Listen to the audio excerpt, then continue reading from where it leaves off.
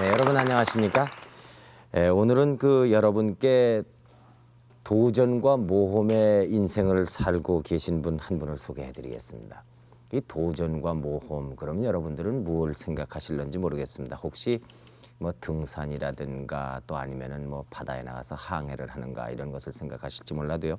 자동차 경주를 여러분 아십니까? 아마 화면을 통해서 여러 차례 보셨겠죠. 이 세계적으로 제일 어렵고 험난한 코스라고는 이 다카르 랄리라는 이 사하라 사막을 횡단하는 그런 긴 자동차 경주가 있습니다.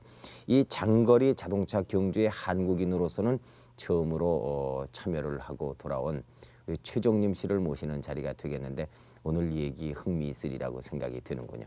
이 자리에 모시겠습니다. 여러분 박수로 맞이해 주시면 대단히 고맙겠습니다. 들어주십시오.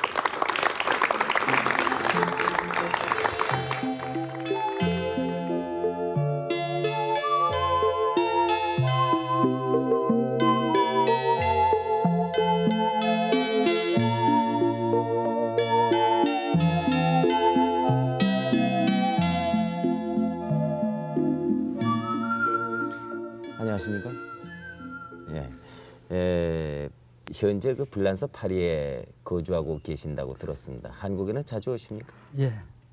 1년에 학교 마치고 나서부터 한 2번, 3번. 아, 그렇군요. 네. 전이 아주 얘기로만 듣던 험한 자동차 경주에 참여하신 분이다. 그래서요.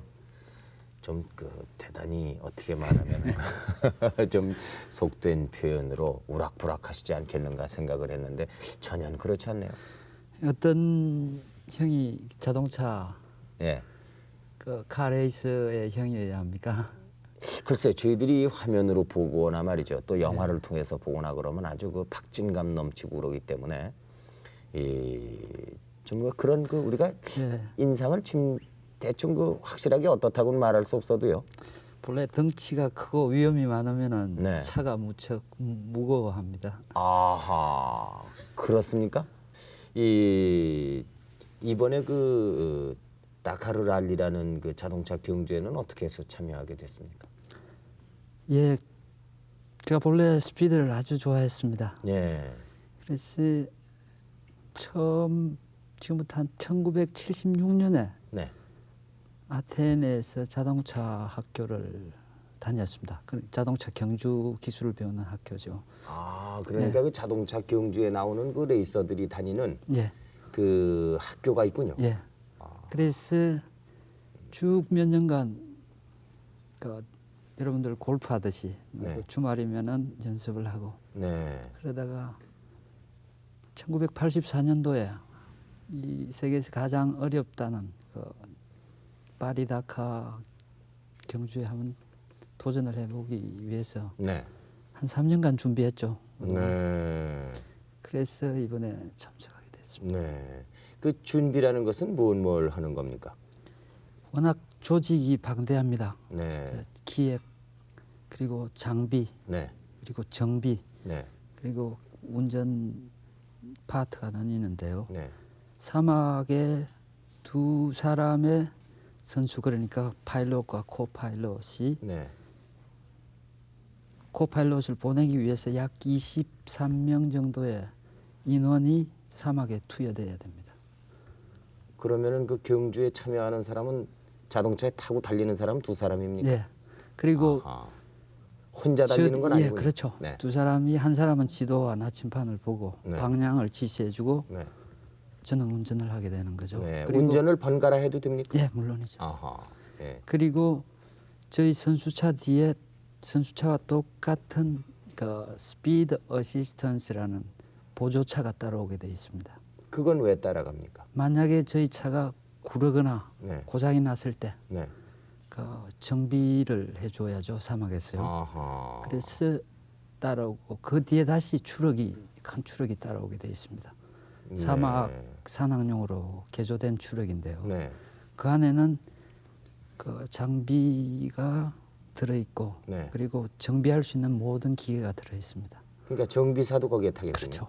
정비사 2명과 파일로트, 네. 트럭 운전하는 파일로트가 타고 그리고 우리 차가 치명적인 사고를 당했을 때는 그 4시간 뒤에 따라오는 그 추럭에서 추럭 요원들이 전부 다 차를 고치게 돼 있죠. 그러니까 네. 13,000km를 길이 없는 곳을 가기 때문에 매일 고장 납니다. 그걸 사막 한가운데서 고쳐서 보내고 하는 거죠. 그러면은 그 추럭은 매 차 출전 선수마다 한 대씩 다 따라가게 돼 있습니까? 예, 그럴 추럭 좋은데요. 네. 전 스폰서도 없었고 가장 가난하게 갔었습니다. 제 차와 그리고 간단한 보조 추럭 나누서는 보조 추럭을 가져갔습니다. 네. 그건 이제 여러 사람 네, 선수를 그렇죠. 위해서 추럭 한 대가 6팀에서 6팀에서 한 대를 예. 해가지고요. 그렇군요. 별것 아닙니다. 아, 별것 아니라뇨. 그게 세계에서 제일 긴 경주라면서요? 예. 며칠이나 걸립니까 그게? 매년 1월 1일 새벽에 출발합니다. 네. 베르사유 궁전 앞에서요. 네. 그래서 22일간 달리죠. 네. 그래서 세네갈에는 22일 오후에 도착합니다. 네. 그 도착하는 데까지를 골인 지점으로 예, 칩니까? 그렇죠. 그러면 그 22일이라는 거는 빠를 수도 있고 늦을 수도 있을 것 아닙니까? 아닙니다.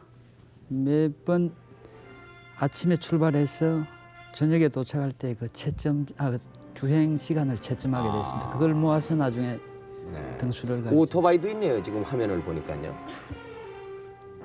네. 예. 저 오토바이가 이번에는 160대가 출발했습니다. 네. 그래서 마지막 다카에 도착한 오토바이는 29대였습니다. 160대 출발해서 29대밖에 골인을 못했다 이런 네, 그렇죠. 얘기군요. 네. 참가 자격도 있습니까? 예, 거의 보통 1,000km에서 3,000km의 그런 많은 랄리가 유럽이나 중남미, 북미, 네. 아프리카에서 열리고 있는데요. 네. 거기에서 이미 상위권 안에 많이 들어온 아주 경력이 노련한 선수들이 이 대회에 참석하게 되죠. 아하. 그러면 그 바르셀로나라는 데서부터요. 네. 알제까지는 뭘로 갑니까? 페리보트로 도선했습니다. 네, 실어주는군요. 예. 거기까지는. 네. 그건 접선 구간, 리에종이라는 접선 구간으로서 네. 주행 채점에서 제외되고 있습니다. 차종의 제한은 없습니까? 없습니다. 그 뭐 추럭을 타고 하든지 예, 그게 나누어집니다. 네. 2륜 오토바이부, 4륜 그리고 추럭부. 아하. 그리고 거기서 또 4륜에서는 마라톤 랄리라는 거는 상품화된 차를 일체 갈지를 못하고 달리게 하는 건데 별로 인기가 없고요. 네. 상품화된 차를 개조해가지고. 성능면에서 개조를 해서 달리는 게 프로토콜이라는데 네. 저도 이번에 거기에 참석했고요. 가장 인기가 좋습니다. 아하. 이게 경기 규칙도 까다롭게 있겠죠? 예, 경기 규칙이 책으로 항본됩니다. 그 규칙을 지켜야 되는군요. 물론이죠. 아주 그러면 까다롭습니다. 경기 그 심판위원이 따라옵니까? 따라오지 않습니다. 네. 그러면 일단 코스에 들어가고 나서는 약 500km에서 800km의 그 하루에 주행을 두 파일로트가 다 네. 해내야 됩니다. 그리고 도착 지점에 와서 꼭 신고를 해야죠. 네. 그러면 시간을 재겠군요. 네, 그렇죠. 이제. 떠난 시간과 도착한 그렇죠. 시간을. 아하. 그리고 가장 중요한 룰의 하나로서 첫 주자보다 72시간이 늦어지면, 그러니까 늦게 따라오게 되면은 네. 자연 탈락이 되게 되죠. 어허. 그러니까 뭐 1초를 아껴서 달려야죠. 네. 지금 비박 장소에 도착했는데요. 동양권에서 참가한 나라는 어디입니까? 일본이 지금까지 작년까지 8회 대회에 참석했고요. 네. 8번. 네. 그리고 그 다음에 우리 한국이 그 동양에서는 두 나라밖에 예, 없군요. 그렇죠. 일본하고 한국하고. 네. 네. 그러니까 차와 차가 계속해서 열을 이렇게 무리를 지어서 가는 경기가 아니기 때문에 예, 이제 늦어져 가지고 길을 잊어버린다던가 탈락이 된다던가 하는 사람은 도대체 밤중에 어디 누가 와서 구조해 줄 사람이 없겠군요. 예, 그게 이 파리다카 경주를 참석하는 선수들이 가지는 하나의 무척 동경을 합니다. 이 대회를요. 어허. 그만치 코스가 어렵기 때문에 네.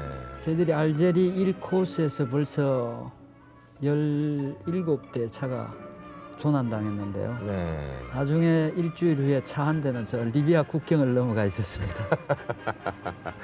네. 저거 보십시오. 아유. 저걸 다시 봐야 된다는 게 끔찍하네요. 네. 본인이 하고도.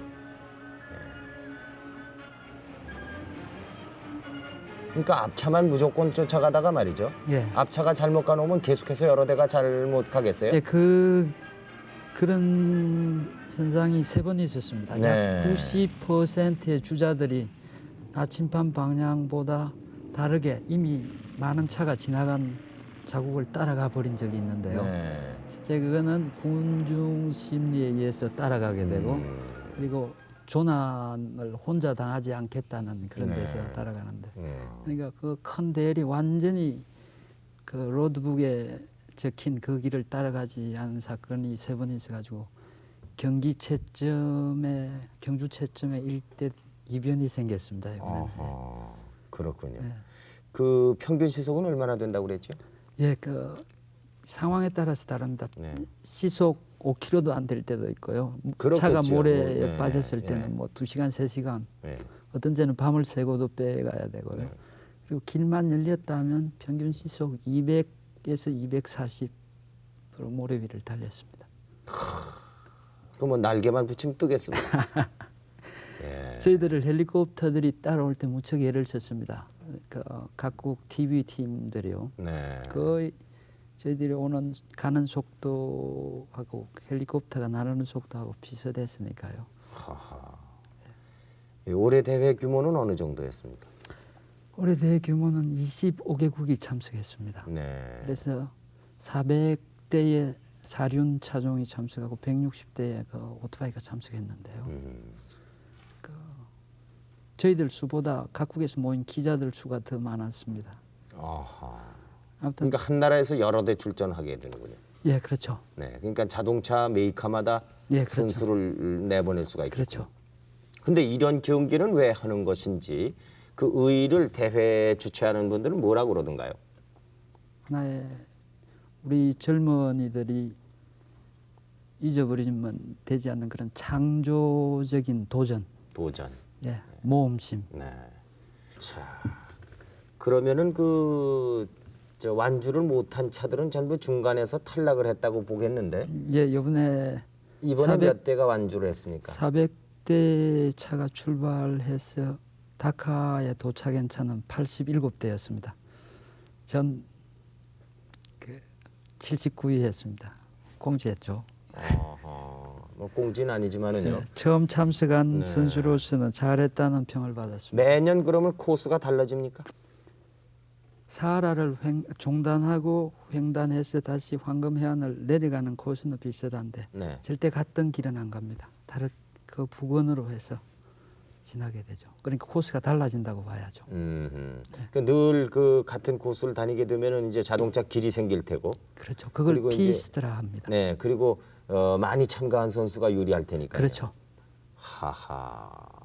이 한국의 참가에 대해서 그 대회 측에서는 뭐라고 그러던가요? 주최 측에서는. 우선 주최 측에서는 한국이 참석할 수 있다는 것에 대해서 아주 큰 관심 표명을 했습니다. 그리고 제가 한국 사람이기 때문에 알제리를 못 들어가거든요. 제 여권에도 알제리만은 여행하지 말라는 그게 있습니다. 네. 여러분들 여권도 다 그럴 겁니다. 네. 해외 여행하실 때 네. 가진 여권. 네. 그런데 이 파리다카 대조직 본부에서 한국인이지만은 이런 국제 대회는 참석시켜야 된다 해서 알제리에 들어가서 알제리 현지에서 알제항에서 알제 정부로부터 비자를 받게 해주었습니다. 네. 그래서 그 대조직 본부장 질베르 사빈씨께 이 자리를 빌어 감사를 올리는 바입니다. 어허. 첫 레이스에 딱 이렇게 들어선 순간 예. 어떤 생각이 들던가요? 제가 이때까지 이 최고의 대회에 참석하기 위해서 무척 준비를 해왔고 꼭 한번 해보고 싶었던 경주였기 때문에 아주 허문했고요. 네. 그리고 저희들 카 레이스 그리고 모험심을 좋아하는 젊은이들한테는 죽음의 그런 일반적인 개념에서는 떠나져 있었습니다. 제가 떠날 때요. 죽음이나 삶이나 어떤 그런 성공이나 이런 자체는 별개의 의미였습니다. 끝까지 열심히 해보겠다는 그 마음밖에 없었습니다. 네. 무아였죠. 그러면은 같이 떠난 그 사람은 누구였습니까? 파트너가 있다면서요? 예, 그 지급카 레이스였는데요. 네. 올해 8회째 참석하는 블란스 제 친구 필립 시모나였습니다. 아하, 그 사람하고 둘이서 예. 그러면 떠났군요. 예. 이 유서까지 써놓고 그 참가했다 그런 얘기를 들었는데 사실입니까? 예, 그 이 자동차 경주가 가지는 그 위험성 예. 그리고 또 제게 딸린 가족들 그걸 생각할 때는 아무래도 몇 자 적어두어야 했었습니다. 만약에 죽었을 경우 최대한 가족들에게 피해를 적게 주어야 되지 않겠습니까? 그래서 그 첫째 내가 만약에 잘못될 때는 내가 원해서 했는 거니까 되도록 슬픔을 최극소화시켜 달라. 두 번째는 그래 됐을 경우 이렇게 처리해 주길 바란다고 적었었죠. 지금 그 화면을 보면서 설명을 좀 해줬으면 좋겠는데요. 예, 지금 저 일본 팀의 차가 네. 엔진 과열로 불이 났을 때 그 대조주위에서 정찰하고 가는 모습이죠. 네. 지금 벨사유 궁전 앞 넓은 뜰에서 출발할 그 새벽입니다. 네. 1월 1일 새벽입니다. 비가 많이 왔는데. 떠나는 차마다 전부 일일이 시간을 달리 체크합니까? 예, 그렇죠. 30초 간격으로 떠나니까. 출발시킵니다. 예. 이번에 제가 타고 갔던 차죠. 아, 저 차를 타고 예. 참가했습니까 시합에? 예. 예. 아주 상처투성이 좀 막 예. 묶어가지고 있는데요. 제가 여자같이 나오네요. 저 사막 알제리 첫 코스였습니다. 예. 그게 저렇게 사진 찍을 만한 시간적인 여유가 있습니까? 예, 그 유일하게 하루에 그 가장 기쁜 시간인데요. 예. 소변 보는 시간에 잠깐 나와서 어허. 그 이제 이 중간 도착하면은 거기서는 사진을 찍고 뭐 쉴 수가 있겠군요. 예, 거의 뭐 쉬지도 못합니다. 볼일만 보고 바로 떠나죠. 그럴 때 사진 한 장씩 네. 찍죠. 네, 같이 갔던 필립 시모나인데 지금 사막으로 진입하기 전에 자동차 타이어에 바람을 한껏 빼는 겁니다. 바퀴에 접착을 최대한 하기 네. 위해서죠. 바람이 많으면 이제 예, 그렇죠. 이 헛돌기 쉬우니까요. 이게 디르쿠 오아시스에 도착했을 네. 때였습니다. 예, 야. 저때가 멋진 원주민 처녀하고 니제르 강가에서 찍었는 겁니다. 네. 지금 제가 다카에 도착했을 때 제 모습 보십시오. 아주 처절한 모습인데요. 저쪽 오른쪽 하단부에 태극기가 보이죠. 네. 예, 지금 그 도착지에서 세네갈 전전 구간에 도착했을 때 그쪽 사탕수수밭 사람들이 축제를 해주었습니다. 민속춤 추는 장면이죠. 저게 이번에 이번 대회에서 1등한 스웨덴 선수 바타넨입니다. 부조 20으로 우승했죠. 어허. 저 태극기 네. 보이죠. 항상 자랑스러웠습니다. 태극기를 달고 이번에 제가 약 20개국 TV 기자들하고 인터뷰를 했는데요. 네. 저기 태극기가 나오고 네. 올림픽 그 호돌이 마크를 달고 네, 갔습니다. 하셨다면서요? 아주 자랑스러웠습니다. 아하. 그러니까 저희들이 지도로 보면은 그저 뭐 지도 크기에 따라서 다르겠습니다만은 금방 고기 같아도 말이죠. 이 13,000 네, 13,000km 올해는 그랬습니다. 네. 매년 달라집니다. 13,000km라고 그러면 서울과 그 부산이 428km니까요. 몇 배나 긴 거리인가 하는 것을 우리가 뭐 한 계산을 해봤더니 한 35,000리 됩니다. 하하. 예. 그러니까 대단한 길이 아닙니까? 하여튼 22일간을 쉬지 않고 예, 그 달려야 한다는. 이때 캐치플레이즈가 항상 더 멀리 더 험한 곳으로 인간의 한계까지. 그렇듯이 작년에는 2,800km를 쉬지 않고 달린 코스가 있었습니다. 그 이번에 위험을 당하거나 조난의 그 직전에 이르렀던 그런 일은 없습니까? 예, 2번 조난 당했었습니다. 사막에서. 네. 암담했었는데요. 네. 그리고 첫째 조난 당했을 때의 어떤 죽음이나 그런 원초적인 두려움보다 네. 빨리 달릴 수 없고 그만큼 시간을 지체하는 게 그게 더 안타까웠습니다. 그리고 위험했던 순간은 길이 13,000km가 전체가 길이 없는 데를 달리기 때문에 그 자연 그대로의 원시 속을 달리기 때문에 그 모든 코스가 다 위험했었습니다. 그런데 예. 가장 그 절박했을 때는 절벽이었습니다. 예. 6m 앞에서 멈춘 적이 있는데요. 그때 속도가 시속 120, 30km였습니다. 네. 그런데 시모나가 저한테 불과 60m 앞에서 예. 위험 신호를 해주었거든요. 예. 그래서 죽었는 줄 알았습니다. 그러니까 물론 모래 위죠. 아니었습니다. 모래 위가 아니고 딱딱한 길입니까? 예, 딱딱한 검은 평원이었습니다. 네.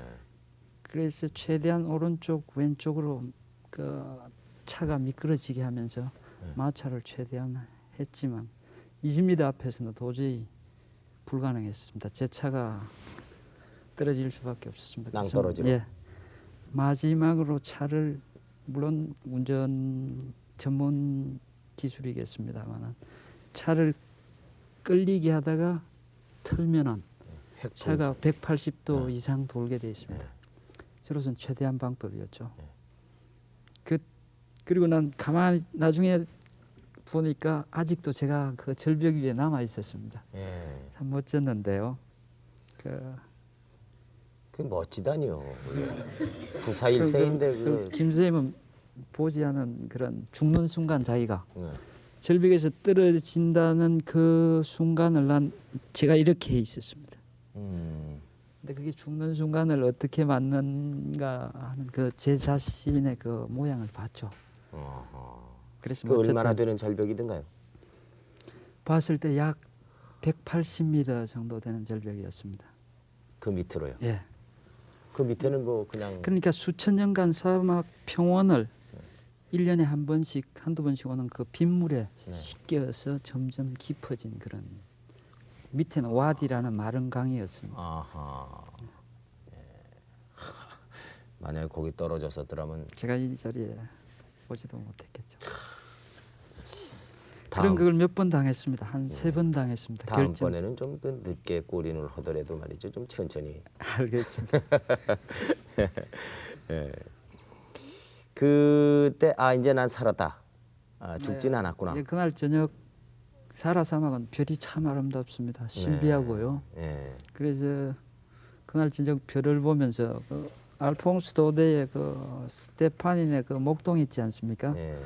목동의 기분이 들었는데 아주 그 별을 보고 신비하게 그리고 감사에 맞이 않았습니다. 그 밤에는요. 그 22일간 장기 경주를 하면서 가장 견디기 어려운 순간은 뭡니까? 이런 큰 위험 말고요. 잠이었습니다. 아. 제가 알제리 첫 코스에서 4코스를 끝냈을 때 80시간 동안 2시간밖에 못 잤었습니다.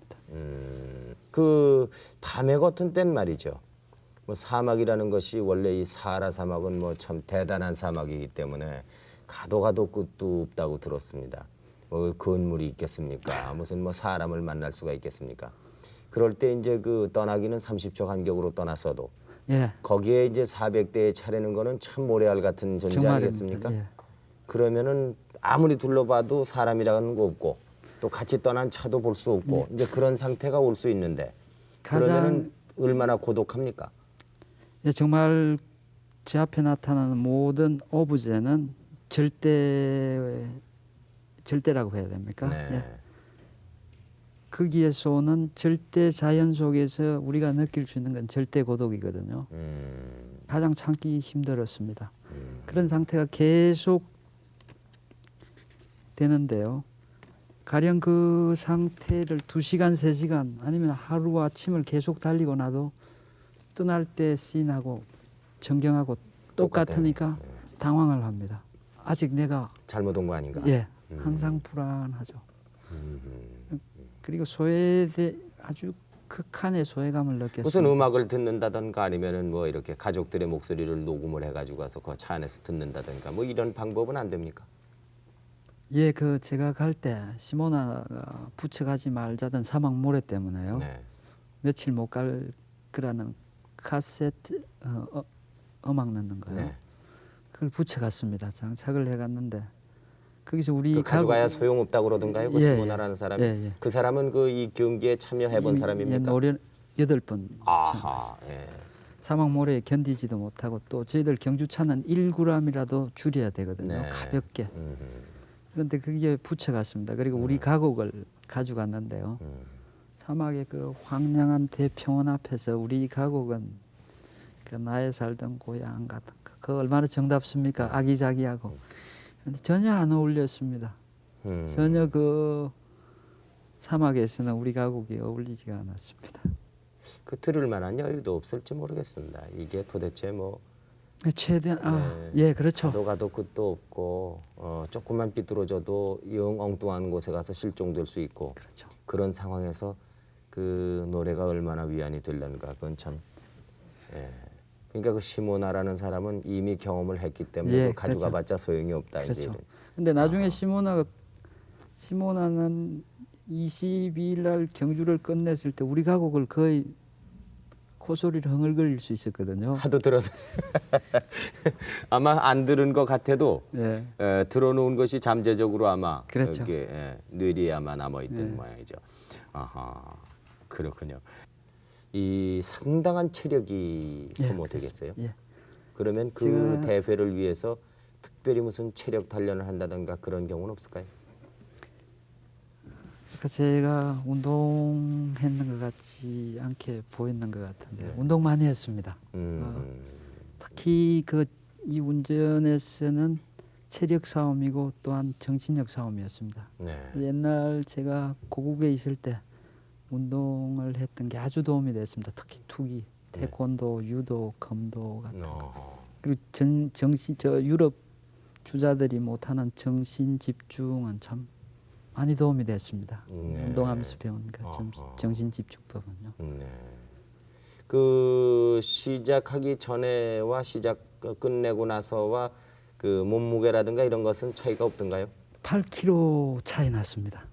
제가 그렇게 야위지는 않았습니다. 김생 63kg 나갔었거든요. 예. 그런데 63kg에서 항상 머물러 있었는데 갔다 와서 재보니까 53.8 나갑니다. 한 9kg 예. 이렇게 줄었군요. 그렇게 야외에서는 이렇게 지금 빈약하게 보입니다. 가장 감격스러운 순간은 언제였던가요? 예, 레이스를 다 마치고 나서였던가요? 아니면은 아닙니다. 중간에? 그 대서양을 만나고 나서 대서양에서 그 다카까지 그 황금 해안을 네. 내려오면서 주로 물 빠지는 아침 시간을 달렸습니다. 바닷가를. 예, 그럴 때는 태양이 뜨고 그 양탄자 같은 모래 위를 달릴 때, 축축한 모래 위를 달릴 때요. 네. 정말 그동안 험했던 그 모든 고생을 보상받는 기분이었습니다. 아, 거기까지 오면은 이제 종착역에 거의 다 온 겁니까? 예, 음. 다카에 도착했을 때는 물론 가장 보람스러웠겠지만은 그보다 허전했습니다. 왜 그랬었는가 모르겠습니다. 그 해안이라는 것은 그 말하자면은 그 계속 해안선을 따라서 달리기만 하면 된다는 안심감도 있고 예, 말이죠. 그렇죠. 길을 첫째는, 잃어버릴 그렇죠. 그것도 없고. 첫째 지표가 아주 좋았고 아하. 예. 거기서 마지막 대속도 접전이 붙었는데요. 아하. 아주 장관이었습니다. 예. 근데 자동차 경주와는 어떻게 해서 인연이 닿았습니까? 예, 말씀드렸듯이 어려서부터 생각입니까? 운전은 중학교 때 한번 했습니다. 아니 아까 예. 경주 자동차 경주를 하기 위한 레이서를 양성하는 학교에 다녔다는 얘기는 들었습니다만 네. 그 다니게 된 것도 어려서부터 꿈이 있었기 때문에 그러지 않았을까요? 그때 제가 어릴 때는 부산했어요. 네. 그 1945년산 블랙집 같은 게 있었는데 그걸 몇 번 운전해 봤습니다. 네. 그리고 그 다음부터 아주 스피드가 있는 모든 스포츠는 참 좋아했습니다. 스피드 묘미는 일품 아닙니까? 그러다 하게 됐죠. 네. 그 주위에서는 뭐라 그럽니까?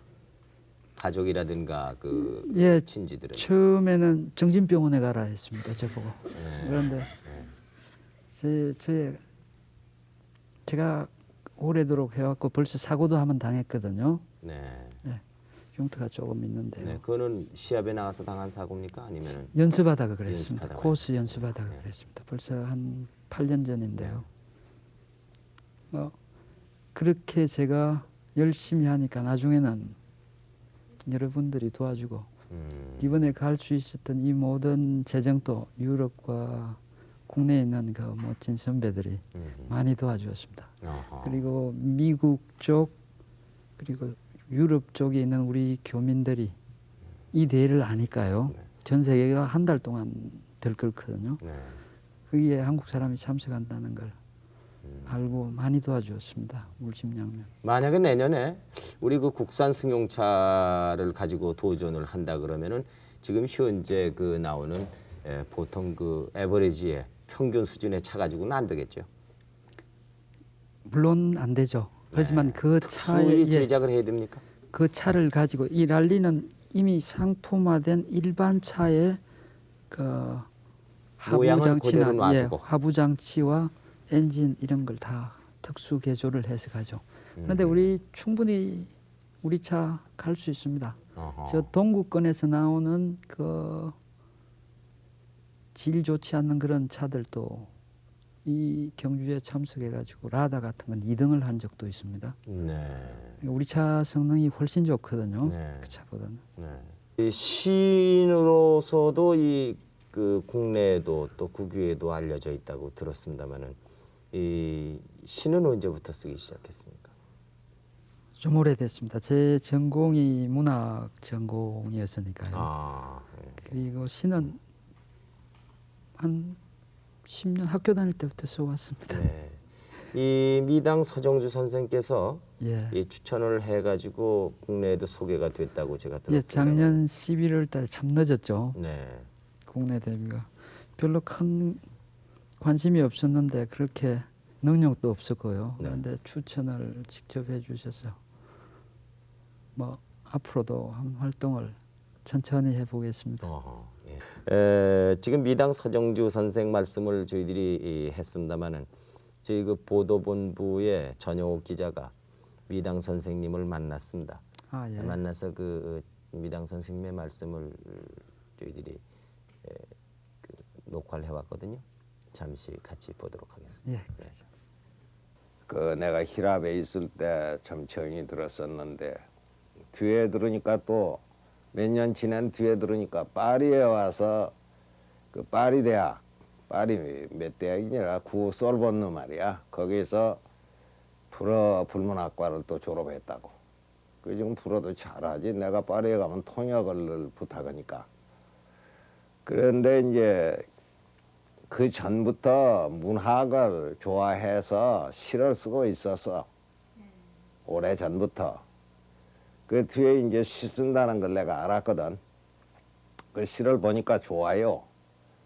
그런데 어디다가 소개할 기회가 없어가지고 이제 그걸 그대로 두고 있었는데 작년부터 내가 문학정신이라는 월간 문학 잡지를 발행하고 있어요. 그래서 지난해 11월에 추천을 했다고. 추천을 했는데 모든 사람들이 그래. 아주 그 시가 훌륭하다고. 독특한 데가 있고 매력 있는 시인이라고. 그래서 내가 추천하기를 잘했다고 생각해요. 그러니까 시인이지 또 그리스 문학과 프랑스 문학에 그 전공해서 이수한 또 그런 문학자지. 또 거기다가 태권도가 6단이야. 이 태권도 국기원에 다 멤버십을 갖고 있어 오래전부터. 아테네에 있을 때도 거기 태권도장을 또 갖고 아울러 갖고 있었거든. 그러니까 현대에서 화랑이라는 게 지금은 없지만은 옛날 신라 시절에 그 화랑이 재생한 거나 마찬가지야. 이게 문무가 겸전하지. 그래서 내가 만나서 같이 댕기면 아주 든든해요. 한 100명 옆에 와도 뭐 그 무서울 게 없으니까. 이런저런 점으로 내가 믿는 사람이야. 그래서 내가 주례도 했거든. 네, 아주 미당 선생님께서 아주 심취하셨습니다. 네. 지금 현재 뭘 하고 계신지요? 예, 지금 파리에서 한국 물건을 사서 그쪽을 내다 파는 무역이라 합니까? 장사합니다. 장사꾼입니다. 예. 그 국내에 들어와서 살고 싶은 생각은 없으십니까? 예, 명년대만 끝내고 음. 이제 저도 고국으로 돌아와서 살고 싶습니다. 네. 오늘 이 자리에 이 젊은이들이 많이 나와서요 얘기를 들었는데 질문을 내가 좀 받아보겠습니다. 그러죠. 네. 제가 참 좋아하는 거니까요. 우리 학생들하고 네. 질문을 한껏 해주세요. 자, 어느 분이 먼저 질문을 하실까요? 네.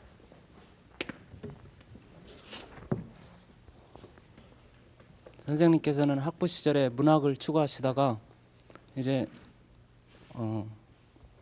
모험성이 상당히 강하다고 할 수 있는 카레이스를 참가하시고 또 그거를 즐기고 계신데 그 이면에는 어떤 남달리 스포츠에 대해서 철학이 있을 것 같습니다. 거기에 대해서 듣고 싶습니다.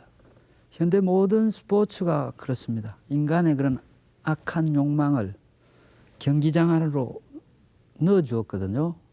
그런 거죠. 그렇듯이 카레이스로서 생각할 수 있는 건 우리 이제 스피드 문화도 그러니까 다른 스포츠의 그런 악성을 다른 스포츠의 그런 인간의 악성을 경기장 안에 넣었듯이 우리 인간이 가진 남보다 앞서 달리고 싶고 빨리 달리고 싶은 그런 욕망을 경기장 안에 넣어줘야 된다고 봅니다. 그러면은 역으로 말하면은 그렇게 험하게 달리고 싶은 사람은 경기장에서 그러면 길거리에 나오면은 아까 제 운전한다듯이 조용하게 할 수 있을 겁니다. 정말 하자면 어떤 제가 생각하는 건 문화에는 이런 흐름이 있고 그리고 체계가 있어야 된다고 생각합니다. 그런데 그 글씨 쓰는 사람이 있고 분 만드는 사람이 있으면은 명필가가 있어야 돼요. 그렇죠? 미술도 그렇고 음악도 그렇고 그렇죠. 정치도 사회도 다 이런 그게 있어야 되는데 아직 자동차 문화에는 차 만드는 사람과 차 운전하는 사람밖에 없어요.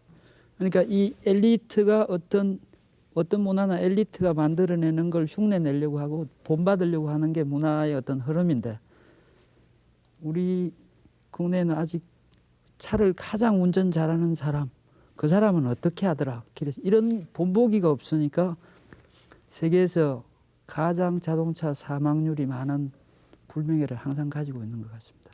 그래서 우리도 이제는 이런 스피드 문화에도 격조 높은 어떤 체계를 만들어야만 우리의 그 자동차 사고율도 많이 줄어들 걸로 생각합니다. 네. 이게 제 작은 소신입니다. 네. 철학이라 할까요? 네. 또 누가 질문? 네. 선생님께서는요, 인간이 이렇게 겪는 어떤 그 극한 상황에요, 그 부딪히시고 그걸 겪으신 것 같은데요. 그것을 겪으시고 나서 느끼신 점이 있으면 듣고 싶습니다. 항상 어떤 삶의 어떤 그 살 수 있는 수단을 얻기 위해서 아웅다웅 해왔던 내 그 자체가 상당히 부끄러워졌고요. 그 사막으로 나갔을 때. 그리고 특히 저는 항상 글을 쓰고자 했던 사람으로서 어떤 그런 뭡니까 소재성이나 환경성에 대해서 상당히 가난함을 느꼈습니다.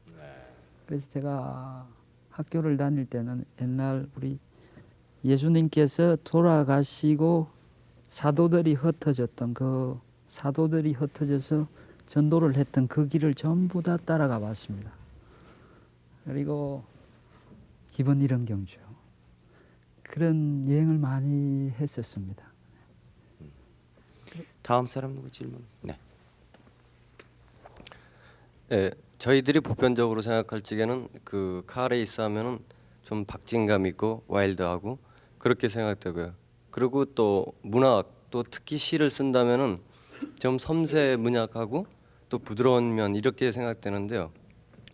이 생활 속에서 그런 상반되는 점들을 어떻게 조화시키고 또 만약에 두 가지 길에서 양자택일을 한다면은 어떤 길을 택하시겠는지요? 택한다면 두 가지 다 택하겠습니다. 그리고 여러분들 무엇은 무엇다, 나는 무엇다, 그리고 당신은 어디에 다니니까 무엇다 하는 그런 사회적인 속성 굴레에서 난 참 빠져나오고 싶습니다. 그러니까 다 할 수 있고 다 전문화할 수 있고 그런데 그걸 우리는 인정을 안 해주죠. 그걸 앞으로는 여러분들의 그 다양한 여러분들도 가지고 있죠. 그런 능력이 인정받을 걸로 생각합니다. 또 딴 사람 누가 질문? 네. 스포츠를 하신다고 그랬는데요. 또 거기다가 또 시도 쓰신다고 들었거든요. 예. 네, 선생님께서 시를 쓰시는데 추구하시는 게 어떤 거예요? 예, 그것도 어렵고 재밌는 질문이네요. 그 스포츠 제가 생각하는 이 문학 세계에서는 이제 여러분들 그리고 우리 온 국민이 다 글씨를 알고 표현할 수 있습니다. 우리 마드모아젤이 어떤 사랑의 시련이 있었다면 그걸 적을 수 있습니다. 감정 표현까지요. 그렇듯이 어떻게 험한 바다를 여행했던 사람은 글씨를 아니까 이제는 우리가 어릴 때, 제 어릴 때 그 주치의 할아버지처럼 눈병도 봐주고 배도 봐주고 감기도 봐주는 그런 할아버지들은 이제 없어졌거든요. 그렇듯이 사회는 고도화하고 전문화했기 때문에 이제 사막에 가본 사람은 사막에 갔을 때 자기 그걸 적을 수 있고 그리고 바다로 나갔던 사람은 바다에 대해서 적을 수 있고 일반 시인이나 소설가가 대필하던 시대는 이제 지났다고 봅니다. 그게 문학의 세계적인 추세인데요. 전문성. 그러니까 제가 생각하기로는 뭐 그런 겁니다. 그 조금 전에 얘기했던 문학의 전문성 그리고 다른 나라처럼 해양 문학이 나와야 되고 산악 문학이 나와야 되고 대중문학이 나와야 되고 그리고 순수 문학 여러분들이 많이 봤던 연애하는 얘기 비참해지고 행복해지는 얘기 그리고 내가 사막에 갔다 왔으니까 사막에 대한 그 속에서 내가 갇혔을 때 내 자체의 시 그런 게 있어야 되리라고 생각합니다. 선생님께서요 프랑스에서 오랫동안 생활하신 걸로 알고 있는데 그쪽 젊은이들을 대하시면서 느꼈던 점하고 또 우리 한국 젊은이들하고 다른 점이 있을 것 같아요. 근데 저희 한국 젊은이들에게 꼭 하고 싶은 말씀이 있으시다면 어떤 거? 여러분들께 하고 싶은 말보다 같이 얘기하는 걸로 하죠. 제 경험은 아주 선 경험입니다. 저쪽 유럽에서요. 그게 내가 받았던 교육, 우리 시대는 김 선생님께도 그렇겠지만은 양심적이고 그러나 진실하고 양심적이고 진실하고 그 대신 가난해도 좋다. 역으로 말하면 가난해도 양심적이고 진실하면 된다는 게 우리 사회의 캐치플레이즈였고 그렇게 배웠거든요. 유럽 젊은이들을 내가 유럽에 가서 만났을 때 어려움은 쟤들은 수백 년간 전통이 깨지지 않은 사회에서 항상 좋은 엄마들, 머리 좋고 미녀인 엄마들에서 종이 개선돼 버렸습니다. 몇 대를 내려오면서요. 그러니까 부자죠. 성도 잘 안 내죠. 우리만큼 양심적이죠. 머리도 좋죠. 그러면 나는 내가 이때까지 믿었던 건 가난해도 양심적이고 진실한 그게 최고인 줄 알았거든요. 그러니까 그런 한국 젊은이가 유럽에 갔을 때 그 지금은 친구가 됐지만 그 친구들 앞에서 정말 모자라는 게 많았습니다. 그리고 이 자리에서 하나 네. 밝히고 싶은 거는 저희들 우리 젊은이들한테 우리 칼럼 쓰시는 분들이나 어른들께서 너무 일본에 대해서 당연 그걸 매일 우리한테 주입시키는데 우리 젊은이들이 조금 전에 얘기했듯이 그런 당한 아픈 그걸 이제 대물림을 했단 말입니다. 그건 인격이 커가는데 큰 가난함을 가지게 되는 거죠. 그러니까 우리가 이제 자성의 소리도 나와야 되고 물론 일본이 그랬던 건 잘못이고 우리가 그걸 당하지 않기 위해서는 이렇게 해야 된다는 건 맞습니다. 그걸 100번 얘기하는 것보다 한 40번쯤은 우리가 잘못했다는 자성의 소리와 우리 후세들을 어떻게 키워야 되겠다는 그걸 얘기해 주셔야지. 우리보다 어르신 세대에게 꼭 말씀을 좀 당돌하게 드리고 싶습니다. 88년 대회는 국산차를 가지고 과감히 도전을 해보겠다. 근데 국산차의 성능을 시험해 보셨습니까? 예, 해봤습니다. 참 좋았습니다. 그렇습니까? 예. 네. 그러면 그 차로 내년에 다시 한번 도전을 하는 겁니까? 예, 명년에 저희들 우리 서울 올림픽이 있지 않습니까? 예, 있죠. 예. 그리고 파리다카 대회는 전 세계의 TV가 한 달간 모이는 기간이기 때문에 네. 제가 이번에 시위를 했듯 명년도에는 그 올림픽이 있는 그 1월 1일, 88년 1월 1일 새벽에 우리 조국 올림픽의 서곡으로 순수 한국 팀과 그리고 순수 국산차를 가지고 그 세계 젊은이들하고 한번 겨뤄 보겠습니다. 어떻게 보면은 이것이 그 국력의 표시도 되고 한국인의 모험 정신이라든가 또 세계 각국에 그 모이는 그 자동차 경주하는 그 선수들 사이에서 그 한국인의 우수성을 보일 수 있기 때문에 우리 모두가 다 성원을 보내고 싶습니다. 감사합니다. 아무쪼록 그 좋은 성적을 거두시고 그 무사히 돌아와서 우리들의 환영을 좀 따뜻하게 받아주시기 바랍니다. 오늘 여러 가지로 좋은 말씀 대단히 고맙습니다.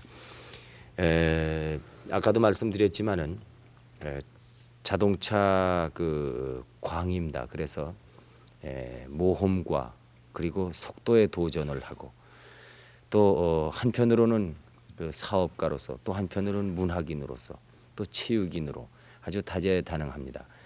미당 선생이 칭찬한 바와 마찬가지로 시도 아주 높은 경지에 이르렀다고 그래서 우리 끝으로 최종림 씨의 시를 한 구절 들으면서 오늘 여기서 작별의 인사를 드리겠습니다. 오늘 고맙습니다.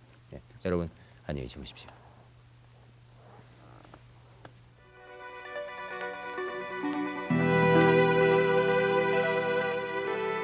사하라 사막으로 보내는 시.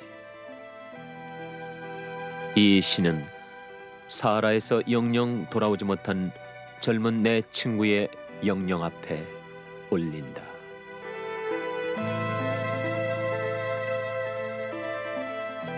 길 없는 길, 가면 되는 길로 오는 길, 처녀의 전무덤처럼 더듬어 낸 사하라 사말리. 새벽길 혼자 넘어지지 않은 일이 별것 아니여 민망한 저녁. 내일도 길 없는 그 길로 가리라. 달리다 나도 넘어지는 날, 내 혼은 휑하니 사막으로 날아가 모지러 아름답게 자리한 가시 덤불에 걸려 바람이 불 때마다 여인의 하얀 터번처럼, 어릴 때 날아간 연처럼 파란 하늘에 날리리라.